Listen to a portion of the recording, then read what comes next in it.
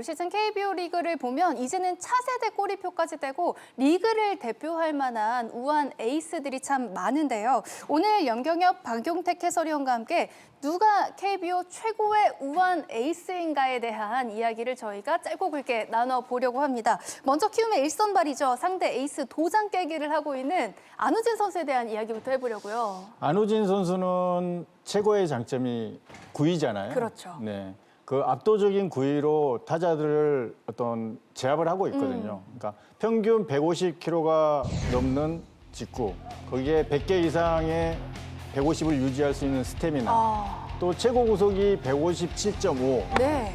또 가장 파워가 있는 슬라이더, 140대 슬라이더를 던지면서 타자들의 어떤 타이밍을 뺏고 있죠. 그렇죠. 이 투피치의 어떤 파워적인 면들로 타자들을 제압을 하는데 이런 부분에서 안우진 선수가 좀 더 우리나라의 어떤 KBO 리그의 대표적인 투수가 되려면 좀 더 바라는 점이 있다면은 오프 스피드 피치, 그러니까 체인지업 계열의 볼이 아직 체인지업을 던지고 있지만 오늘 또 홈런을 허용했잖아요. 네. 예, 그랬듯이 그 오프 스피드 피치에 대해서 안우진 선수가 좀 더 가다듬고 그 볼을 갖게 된다면은 정말 우리나라를 대표하는 최고의 우한 투수가 될 거라고 저는 생각을 합니다. 정말 뭐 안우진 선수에 대해서는 뭐 많은 분들의 평가가 이제 아직도 완성형 선수가 아니다. 조금 더 성장할 수 있을 만한 선수다. 뭐 이런 이야기를 더 많이 하는데 지금도 잘하고 있지만 뭐 구종 추가에 대한 이야기도 조금씩 나오고 있는 부분이 그렇죠. 있죠. 네. 지금도 뭐 커브를 던지고 있고 여러 가지 체인지업도 던지고 있고 네. 하지만 체인지업의 안성도가 조금 떨어지고 있거든요. 네. 맞아요. 네. 그런 체인지업들을 앞으로 얼마나 더 타자들을 힘들게 만들 수 있느냐. 그리고 또 한 가지를 추가한다면은 약간의 어떤 몸쪽으로 이런 무브먼트, 그러니까 테일링 무브먼트라고 네. 하잖아요. 이런 무브먼트들을 조금 투심을 통해서 만들어 준다면은 더 완벽한 투수가 저는 될 거라고 생각을 합니다. 네, 지금도 충분히 완벽한데요. 더 완벽해질 안우진 선수의 활약도 궁금해집니다. 한편 오늘 안우진 선수와 맞대결을 펼친 원태인 선수 조금은 아쉬운 모습을 보여줬지만 뭐 계속해서 좋은 활약 보여주고 있고 또 스타성도 충분한 선수예요. 뭐 원태인 선수는 사실 뭐 몇 년 동안 지금 보여주고 있죠. 그렇죠. 지금 결과로 지금 증명하고 있는 투수인데, 네. 글쎄 뭐 이제 장점과 단점이 아직은 좀 확실한. 네, 그래서 더 발전 가능성이 있는 이제 그런 투수라고 생각이 네. 됩니다. 자, 우선 원태인 선수의 어떤 지금 이제 표를 보시면은 최근 3년간의 직구 평균 구속과 체인지업의 구종 가치인데, 자, 원태인 선수는 결국에는 포신 패스트볼이 스피드가 살아나야지만 체인지업의 구종 가치가, 그러니까 체인지업이 점점 더 효과적일 수 있다는 거죠. 네. 이제 오늘 경기도 조금 사실 다른 경기에 비해서는 구속이 조금은 덜 나온 네. 그런 약간 경기라고 좀 평가할 수 있고요. 자, 그러다 보니까 원태인 선수는 이제 전반기와 후반기의 어떤 차이가 조금 많이 차이 나는. 그랬죠. 그만큼 이제 후반기에 어떤 스태미너적으로 이제 체력적으로 이제 구속에서 조금 힘이 좀 떨어지는 네. 그런 모습을 보이는 이제 투수입니다. 사실 대한민국을 대표하는 체인지업이 좋은 투수예요.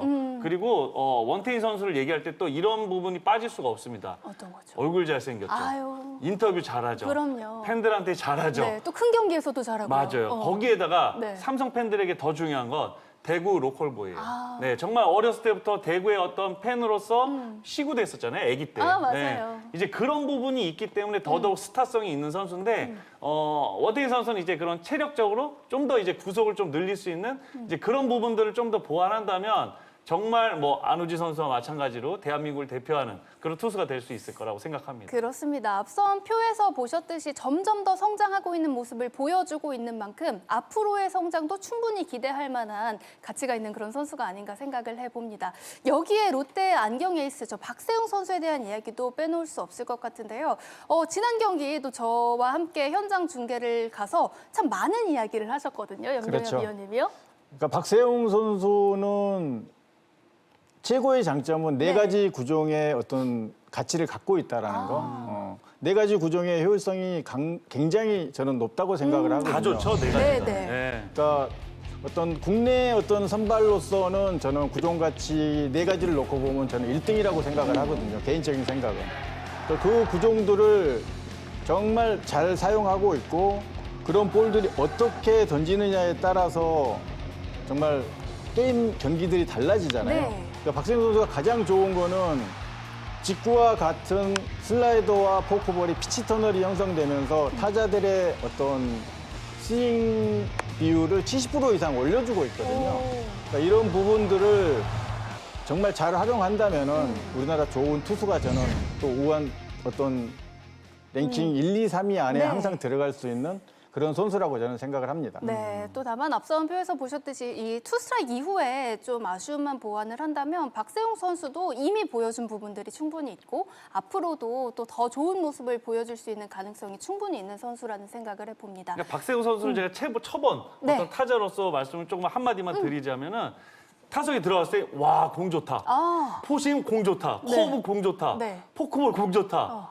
모든 공이 좋아요. 네. 근데 하루에 한두 개씩 꼭 나와요, 안타가. 이게 결국에는 스트라이크가 너무 스트라이크고 볼은 너무 볼인 이제 그런 좀 이제 단점들이 있기 때문에 네, 이제 네. 투 스트라이크의 어떤 타율이 조금 많이 피한 타율이 좀 높아지지 않나 이제 그런 생각을 좀 해봐요. 네. 그렇습니다. 그러니까 투 스트라이크 이후에 지금 계속 중계를 들어가 봐도 투 스트라이크까지는 너무 잘 네. 잡는다는 거죠. 투 스트라이크를 잘 잡아놓고 투 스트라이크 이후에 어떤 피칭 디자인들이 또 커맨드가 조금 떨어지면서 그런 실투들이 안타를 맞으면서 실점을 하고 어려운 경기를 하거든요. 네. 그러니까 이런 부분만 투나싱 이후에 어떤 포크와 슬라이더를 좀 더 얕게만 던진다면은 분명히 지금 올 시즌 15승 이상의 좋은 성적을 저는 올릴 수 있다라고 생각을 합니다. 네, 분석과 또 소통을 통해서 이 부분도 이겨내는 박세웅 선수의 활약을 앞으로도 기대해 보도록 하겠습니다. 자, 마지막으로 KT의 소형준 선수도 KBO 대표 우한 에이스에서 빼놓을 수 없습니다. 지난 시즌 살짝 부침이 있었지만 또 올 시즌 잘해주고 있거든요. 뭐 이제 소영준 선수 사실 이제 여러 구종을 던지는 투수인데 네. 결정적으로 이제 소영준 선수를 대표적으로 얘기할 수 있는 건 투심 패스트볼과 컵 패스트볼일 것 같아요. 네. 그러니까 투심 패스트볼과 이제 컵 패스트볼 결국에는 이 터널링이라고 하죠. 이제 네. 그 피치 터널이 아주 일정하게 똑같이 옵니다. 똑같이 오는데 투심은 이제 오른쪽으로, 컵 패스트볼은 좌측으로 살짝씩 이제 홈플레이트 근처에 와서 쉰다는 거죠. 네. 그러다 보니까 타자들이 저렇게 배트에는 걸리지만 정타가 잘 되지 않는. 네. 그러니까 강한 타구, 배럴 타구가 잘 나오지 않는 이제 그런 투수인데 그게 이제 대표적으로 이제 소형준 투수죠. 그러다 보니까 어떤 피홈런의 개수가 지금 올 시즌도 이제 2020년부터 2022 시즌까지 9이닝당 최소 피홈런 1위가 소형준이에요. 네. 정말 2위가 요키시, 뭐 3위가 스트레일리 이런 선수들. 네. 1위가 소형준 선수입니다. 거기에 지금 땅볼 대비 이제 뜬공 대비 땅볼 비율도 뭐 요키시 선수 워낙 대표적인 선수잖아요. 그렇죠. 2위가 또 소형준 선수입니다. 네. 이제 그만큼의 어떤 성적은 아직까지 조금 부족하지만 이제 그런 것들이 결국에 이런 것 같아요. 소형준 선수는 그러니까 원태인 선수가 커맨드가 좋은 선수였다면은 네. 소형준 선수는 사실 아직은 그러니까 몸쪽 사인 놔도 바깥쪽에 던지고 바깥쪽 사인 놔도 몸쪽에 던지고 이제 이런 좀 커맨드가 좀 왔다 갔다 하는 부분들 그러니까 제구가 아직은 완벽하지 않은 네. 정말 발전할 수 있는 것들이 많은 이제 그런 투수라고 생각되는데 그것만 된다면 글쎄요 뭐 다른 구종 안 던져도 투심 패스트볼과 컵 패스트볼 갖고만도 우리나라 최고 투수가 될 수 있지 않을까 네. 뭐 이제 그런 생각을 해봐요. 소영준 선수 같은 경우는 그러니까 경기 내용이 좋았을 때하고 나빴을 때가 구종이 갖고 있는 어떤 볼이 좌우잖아요. 네.